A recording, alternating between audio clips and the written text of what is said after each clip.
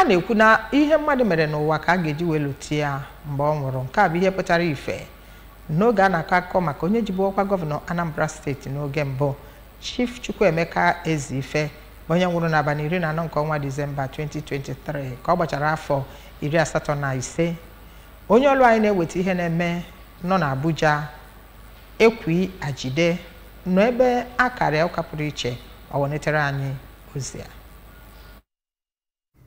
N'emume buru ụzọ olili ya akpọrọ ndụ n'oge Ọkwadike emere na Velodrome nke National Stadium dị n'Abuja bụ nnọọ ngosipụta ọdịnala dịka obodo dị iche iche chiri mmụọ bụrụ egwu ejiri mara ha wee jupụta n'emume ahụ.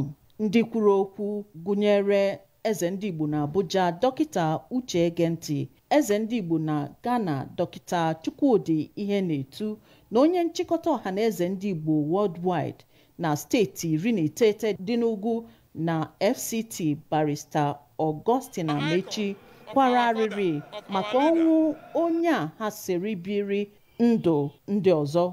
Onye na-anọchite anya Amak na Buhari n'ụlọ omeiwu nke etiti Chinedu Obika kwuru na ọ ga-esi ike nnọọ imechi oghere ọnwụ Eziife butere.